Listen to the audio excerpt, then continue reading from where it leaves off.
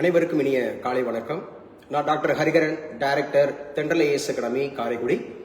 இந்த வீடியோவில் நம்ம முக்கியமாக என்ன பார்க்க இருக்கிறோம் அப்படின்னு சொல்லி பார்த்தீங்கன்னா, கல்லூரி உதவி பேராசிரியர் தேர்வு அப்படிங்கிறது அரசு கலை அறிவியல் கல்லூரிகள் அப்படிங்கிறதுல நம்ம டிசம்பர் 20ஆம் தேதி அப்படிங்கிறது நடைபெற இருக்கு. 2708 கல்லூரி உதவி பேராசிரியர்கள் அப்படிங்கிறது நியமிக்கப்பட இருக்கிறாங்க.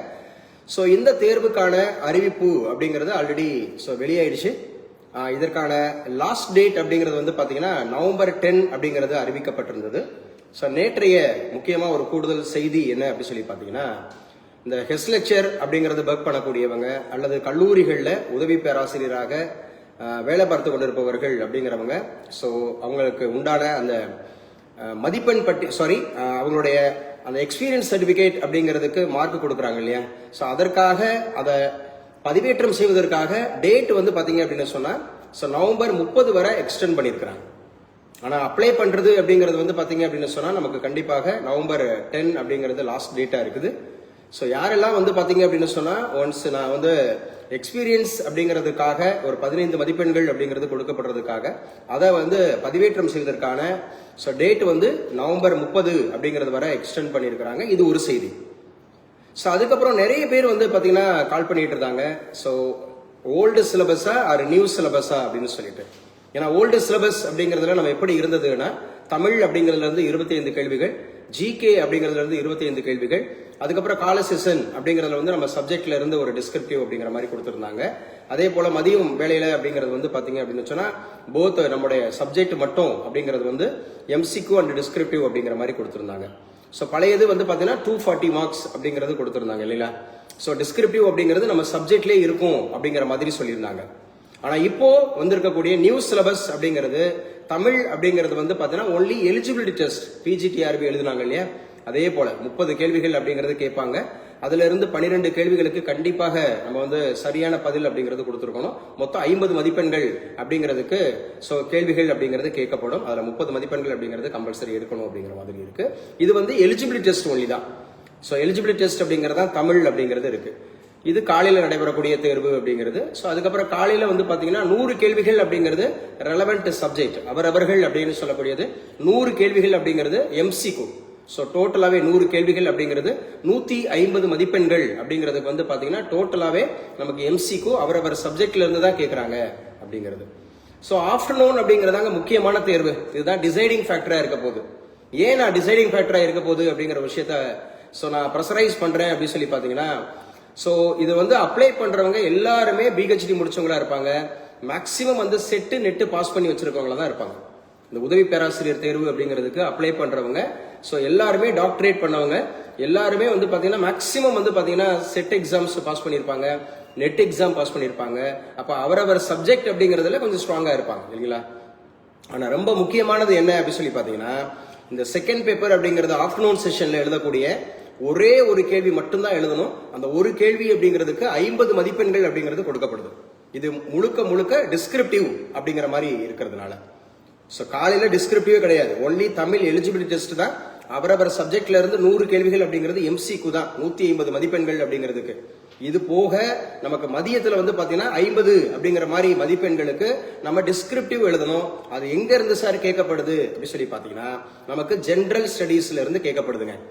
ஜெனரல் ஸ்டடீஸ் அப்படிங்கிறது 5 அந்தமாக இருக்கக்கூடிய பாடங்கள்ல இருந்து நமக்கு கொடுத்திருக்கிறாங்க. முதல்ல வந்து இந்தியன் கான்ஸ்டிடியூஷன் அப்படிங்கிற இந்திய அரசமைப்பு அப்படிங்கறதுல இருந்து கொடுக்கப்பட்டிருக்கிறது. ரெண்டாவது வந்து பாத்தீங்கன்னா தமிழ்நாடு வரலாறு அப்படிங்கிறது, தமிழ்நாடு ஹிஸ்டரி ஆஃப் தமிழ்நாடு அப்படிங்கிறது கொடுக்கப்பட்டிருக்கு. தென் வந்து பாத்தீங்க அப்படின்னு சொன்னா எக்கனாமிக்ஸ், இந்தியன் எக்கானமி இந்திய பொருளாதாரம் அப்படிங்கிறது கொடுக்கப்பட்டிருக்கு.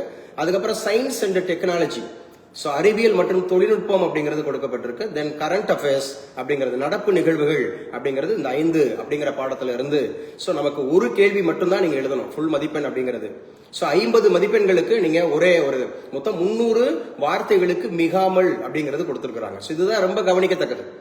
எல்லாருமே காலையில வந்து பாத்தீங்கன்னா 150 கேள்வி 100 கேள்விகள் அப்படிங்கறதுல 75-80 கேள்விகள் வரைக்கும் நார்மலா இருக்கிறவங்களே சப்ஜெக்ட் ஓரளவுக்கு இருக்கிறவங்களே அடிச்சு கொண்டு வந்துருவாங்க. ஆனா ஆஃப்டர்நூன் செஷன் அப்படிங்கிறது என்டையர்லி டிஃபரெண்ட்டுங்க. இது வந்து இந்த யூபிஎஸ்சில ஆர் டிஎன்பிஎஸ்சி குரூப் 1 குரூப் 2ல இந்த மாதிரி இருக்கக்கூடிய டிஸ்கிரிப்டிவ் அப்படின்னு கேட்பாங்க இல்லையா, அந்த சிலபஸ் தான் கொடுத்துருக்காங்க. குறிப்பாக வந்து பாத்தீங்கன்னா இந்தியன் கான்ஸ்டிடியூஷன், எக்கனாமிக்ஸ், தமிழ்நாடு அப்படிங்கிறது இலக்கிய வரலாறு, தமிழ்நாடு பற்றிய முக்கியமான தகவல்கள் அப்படிங்கிறது. அதே மாதிரி வந்து பாத்தீங்க அப்படின்னு சொன்னா சயின்ஸ் அண்ட் டெக்னாலஜி, அறிவியல் தொழில்நுட்பம், கரண்ட் அஃபேர்ஸ் அப்படிங்கிறது கொடுத்துருக்காங்க. சோ இன்னும் அதிகபட்சமா 50 நாட்களுக்கும் குறைவாக தான் இருக்கு. ஏன்னா இன்னும் டிசம்பர் 20ஆம் தேதி எக்ஸாம் அப்படிங்கிற போது நவம்பர் முழுக்க ஒரு 30 நாள் இருக்கு, டிசம்பர்ல ஒரு 20 நாள், 50 நாட்கள் அவ்வளவுதான். இப்ப அக்டோபர் 29 அப்படிங்கறது ரீச் பண்ணிக்கிட்டா முடிய போகுது, இந்த மாதம் முடிய போகுது. சோ அதிகபட்சம் நமக்கு 50 நாட்கள் இருக்கு. இந்த 50 நாட்கள் அப்படிங்கிறது என்னை பொறுத்தளவுல நீங்க ஃபர்ஸ்ட் ப்ரிஃபரன்ஸ் கொடுக்க வேண்டியது இந்த 50 மதிப்பெண்கள் அப்படிங்கிறது. சோ நிறைய எழுத்து பயிற்சி இருக்கணும். ஸோ ஆஃப்டர்நூன் செஷன்ல ஸோ நம்ம எந்த கேள்வி எடுக்க போறோம், அந்த கேள்விகளுக்கு உண்டான ரெலவெண்ட் அந்தமாக இருக்கக்கூடிய மேட்டர்ஸ் என்னென்ன இருக்கு. ஏன்னா வந்து 300 வார்த்தைகளுக்கு மிகாம ஒரே ஒரு கேள்வி 50 மதிப்பெண்கள் அப்படிங்கிற போது இது கட்டுரை வடிவில அப்படிங்கிற மாதிரி எழுத வேண்டிய கேள்வியா இருக்கிறதுனால ஸோ ஃபர்ஸ்ட் நம்ம எப்படி இன்ட்ரோடக்ஷன் கொடுக்கணும், அதே மாதிரி கண்டென்ட் சென்டர்ல எழுத வேண்டிய அந்த கண்டென்ட் எப்படி இருக்கணும், தென் கன்க்ளூஷன் எப்படி இருக்கணும், அதே மாதிரி கொடுக்கக்கூடிய பாயிண்ட்ஸ் அப்படிங்கிறது முக்கியமான அந்தமாக இருக்கக்கூடிய அந்த பாயிண்ட்ஸ் அப்படிங்கிறது இட் ஷுட் பி ஹைலைட்டட் அப்படிங்கிறது. ஏன்னா பெண்ணு வந்து ஒரே ஒரு பெண் தான் யூஸ் பண்ணணும், சிங்கிள் பென் தான் யூஸ் பண்ணணும். அப்போ முக்கியமான பாயிண்ட்ஸ் எல்லாம் ஏன்னா ஸ்டாட்டிஸ்டிக்கா நீங்க கொடுக்கும்போது அதை தவறு பண்ணிடக்கூடாது. ஸோ சரியான பதில்கள் அப்படிங்கிறது கொடுக்கணும். ஏன்னா 50 மதிப்பெண்கள் அப்படிங்கிறது டிசைடிங் ஃபேக்டரா இருக்கு. ஸோ காலையில பொறுத்தவரை நீங்க 100 கேள்விகள் அப்படிங்கிறது 150 மதிப்பெண்கள், ஈச் கொஸ்டின் கேரிஸ் 1.5 மார்க்ஸ் அப்படிங்கிறது அவரவர் சப்ஜெக்ட் அப்படிங்கிற போது நீங்க ஸோ இப்போ எடுத்துக்காட்டுக்கு இப்போ ஒரு காமர்ஸ் அப்படின்னு இருக்குன்னா அதுல 10 யூனிட் கொடுக்குறாங்கன்னா 10 யூனிட்டுமே ஒரு யூனிட்டுக்கு ஸோ 10 கேள்விகள் அப்படிங்கிற மாதிரி கம்பல்சரி வந்து டினாமினேஷன் கொடுத்து வெயிட்டேஜ் கொடுத்து கேட்டுருவாங்க. அப்ப நீங்க என்ன பண்ணணும், ஸோ நிறைய வந்து பார்த்தீங்கன்னா எம்சிக்யூ, ஸோ ஆல்ரெடி வந்து பார்த்தீங்கன்னா செட் எக்ஸாம் கொஸ்டின்ஸ் அப்படி ப்ரிப்பேர் பண்ணணும், நெட் எக்ஸாம்ஸ் அப்படிங்கிற கொஸ்டின் ப்ரிப்பேர் பண்ணணும், அல்லது வேறு மாநிலங்களில் நடத்தப்பட்டிருக்கக்கூடிய கல்லூரி உதவி பேராசிரியர் தேர்வு அவர் சப்ஜெக்ட்ல எப்படி கேட்டிருக்காங்க அப்படிங்கறத பொறுத்து ஸோ நம்ம வந்து நிறைய அந்தமாக இருக்கக்கூடிய பயிற்சி எடுத்தா மட்டும்தான் ஸோ ஒருவர் 80 கேள்விகளுக்கு மேல வந்து பதில் கொடுக்க முடியும் அப்படிங்கிறது தான் உண்மை. ஒன்று, ஸோ ஆஃப்டர்நூன் செஷன்ல நீங்க நிறைய எழுதி பார்க்கணும். ஸோ இந்தியன் கான்ஸ்டிடியூஷனா இருக்கட்டும், எக்கனாமிக்ஸா இருக்கட்டும், அதே போல வந்து பார்த்தீங்கன்னா கரண்ட் அஃபேர்ஸ் இப்போ ரீசெண்டா இருக்கக்கூடிய எக்கனாமி ஓரியன்டடு, ஸோ ஏதாவது வந்து பார்த்தீங்கன்னா இஷ்யூஸ், நேஷனல் இஷ்யூஸ் இருக்கு, இல்லை அக்ரிமெண்ட்ஸ் இருக்கு, அல்லது விமன் எம்பவர்மெண்ட் இருக்கு, அல்லது சோசியல் அந்தமாக இருக்கக்கூடிய எத்திக்ஸ் அப்படிங்கிறது இருக்கு, என்விரான்மெண்டல் அந்தமாக இஷ்யூஸ் இருக்கு, அல்லது வார் அப்படிங்கிறது அமங் த நேஷன்ஸ் அப்படிங்கிறது இருக்கு, ஆர் வந்து பார்த்தீங்கன்னா இப்போ சயின்ஸோட நம்ம இருக்கக்கூடிய அட்வான்ஸ்மெண்ட் ஆஃப் சயின்ஸ் அப்படிங்கிறது இருக்கு. ஸோ இது போல ஸோ நம்ம நிறைய டாபிக்ஸ் எடுத்து ஸோ ஒரு குரூப் 1ல, ஒரு குரூப் 2ல, ஒரு யூபிஎஸ்சில எந்த மாதிரியான கேள்விகள் கேட்டிருக்காங்க அதை நிறைய எழுதி பார்க்கணும். ஸோ குறைஞ்சபட்சம் 300 வார்த்தைகள் அப்படிங்கிற போது 50 மதிப்பெண்கள் அப்படிங்கிற போது நீங்க ஒரு குறைஞ்சபட்சம் ஒரு 10 பக்கங்கள் அப்படிங்கறதாவது எழுதி பார்க்கணும். ஏன்னா ஒரு பக்கம் ஒரு மணி நேரம் நமக்கு கொடுக்குறாங்க டைம், இப்போ 60 நிமிஷம் அப்படிங்கிற போது ஸோ அதை வந்து நீங்க 50 மதிப்பெண்கள் எழுதணும் அப்படிங்கிற போது ஒரு கேள்விக்கு ஒரு கேள்விதான் நம்ம தேர்ந்தெடுக்க போறோம், அதுக்கு வந்து ஒரு 50 அப்படிங்கிற மாதிரி நம்ம மதிப்பெண்கள் இருக்கிறதுனால ஒரு 10 பக்கங்களாவது நம்ம எழுதி பார்க்கணும். அது நிறைய எழுத்து பிராக்டிஸ் இருந்தா மட்டும்தான் இதுல நீங்க முழு மதிப்பெண் பெற முடியும். ஸோ மொத்தம் 230 அப்படிங்கிறது மதிப்பெண் கொடுக்கப்படுது. ஸோ காலையில 100 கேள்விக்கு 150 அப்படிங்கிறது அவரவர் சப்ஜெக்ட். அதுக்கப்புறம் ஆஃப்டர்நூன் அப்படிங்கிறது வந்து பாத்தீங்க அப்படின்னு சொன்னா ஒரே ஒரு கேள்வி தான் எழுதணும், கட்டுரை வடிவில் எழுதணும், அதுக்கு 50 மதிப்பெண்கள் அப்படிங்கிறது வழங்கப்படுகிறது. அது முழுக்க ஜெனரல் அவேர்னஸ் அப்படிங்கிற நான் சொன்ன அந்த சப்ஜெக்ட்ஸ்ல இருந்து தான் இருக்கு. அது போக வந்து பாத்தீங்கன்னா 15 மதிப்பெண்கள் அப்படிங்கிறது எதற்கு கொடுக்கப்படுதுன்னா டீச்சிங் எக்ஸ்பீரியன்ஸ் உள்ளவங்க. ஸோ டீச்சிங் எக்ஸ்பீரியன்ஸ் உள்ளவங்க அது வந்து 15 மதிப்பெண்கள் அப்படிங்கிறது கொடுக்கப்படுகிறது. அதுக்கப்புறம் பர்சனல் இன்டர்வியூ அப்படிங்கிறதுக்கு 15 மதிப்பெண்கள் கொடுக்கப்படுகிறது. ஸோ டோட்டலா 230 மதிப்பெண்கள் அப்படிங்கிறது இருக்கு. அது போக உங்களுக்கு தமிழ் எலிஜிபிலிட்டி டெஸ்ட், இதுவும் ரொம்ப கவனிக்கப்பட வேண்டியதுதான். தமிழ் எலிஜிபிலிட்டி டெஸ்ட்டை பொறுத்தளவுல ஸோ மொத்தம் 30 கேள்விகள் அப்படிங்கிறது இருக்குது. ஸோ 50 மதிப்பெண்களுக்காக வைக்கப்படுது. ஸோ 30 கேள்விகளுக்கு 12 கேள்விகளுக்கு ஆன்சர் பண்ணா மட்டும்தான் நமக்கு ரிசல்ட் கிடைக்கும் அப்படிங்கிறதும் ஸோ கூடுதலான செய்தி. ஸோ நம்முடைய தென்றல் ஐஏஎஸ் அகாடமி பிரத்யேகமாக இந்த கல்லூரி உதவி பேராசிரியர் தேர்வுக்காக தமிழ், அதே போல வந்து பாத்தீங்கன்னா இந்த டிஸ்கிரிப்டிவ் டெஸ்ட் அப்படிங்கிறது ஆஃப்டர்நூன் செஷன் அப்படிங்கிறதுக்கும் ஸோ கன்சர்ன் சப்ஜெக்டை பொறுத்தளவுல commerce, economics, history, Tamil, computer science, English, so இந்த பாடங்களுக்கு வந்து பாத்தீங்கன்னா முழுக்க ஸோ எம்சிக்யூ அப்படிங்கிறது குறைஞ்சபட்சம் ஒரு யூனிட்டுக்கு அப்படிங்கிறது ஒரு 500 கேள்விகளாவது ரெடி பண்ணி அந்த மாதிரி நம்ம ஸோ கொடுத்துட்டு இருக்கோம். Both Tamil medium and English medium அப்படிங்கிறது அவைலபிளா இருக்கு. அதே போல வந்து பாத்தீங்கன்னா கரண்ட் அஃபேர்ஸ் அப்படிங்கிறது எவ்ரிடே அப்படிங்கிறது 10 o'clockல இருந்து 10:30 வரைக்கும் அப்படிங்கிறது கரண்ட் அஃபேர்ஸ் அப்படிங்கிறது ரெகுலரா நம்ம டிஸ்கஸ் பண்றோம். ஸோ அது வந்து யூடியூப்ல ஏற்றப்படுகிறது, ஃபேஸ்புக்லயும் லைவ்ல வருது.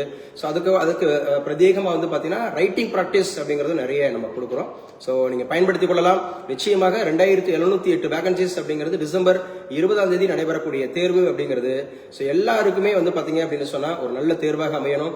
ஸோ உதவி பேராசிரியர் ஆகணும் அப்படிங்கிற ஸோ ஒரு கனவோடு, ஒரு எதிர்பார்ப்போடு, ஒரு லட்சியத்தோடு அப்படிங்கறது பயணிக்கிறவர்கள் ஸோ இந்த ஆண்டு நிச்சயமாக உங்களுக்கு வெற்றி அமையும் அப்படிங்கிறத ஸோ நம்மளோட தென்றல் ஐஏஎஸ் அகாடமி சார்பாக அட்வான்ஸ் அப்படிங்கறது விசஸ் அப்படிங்கறத தெரிவிச்சுக்கிறேன். ஸோ இந்த பதிவு முடிஞ்ச உடனே 10 மணிக்கு அப்படிங்கிறது நம்முடைய கரண்ட் அஃபேர்ஸ் அப்படிங்கிற கிளாஸ் அப்படிங்கிறது. இந்த கரண்ட் அஃபேர்ஸ் அப்படிங்கிறது ஒன்லி கரண்ட் அஃபேர்ஸா இருக்காது, பேப்பர் ரீடிங்கா இருக்காது.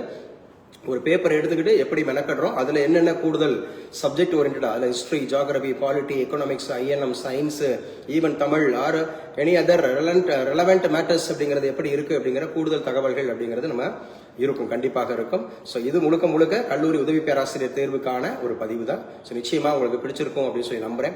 ஸோ இதுல பயன்பெறுபவர்கள் அப்படிங்கிறது இதை நல்லா பயன்படுத்திக்கிடுங்க. ஸோ எனக்கு இல்லை அப்படின்னா கூட ஸோ இதை மற்றவர்களுக்கும் நீங்க ஷேர் பண்ணுங்க. ஏன்னா அந்த பூமிக்கு நம்ம உப்பா இருக்கணும், இந்த உலகத்திற்கு நம்ம வெளிச்சமாக இருக்கணும். ஸோ பிறருக்கு பயன்பட வாழ்தல் அப்படிங்கிறது தான் ஸோ வாழ்வினுடைய முழுமையான அர்த்தம் அப்படிங்கிறது இருக்கும். So thank you so much, have a nice day.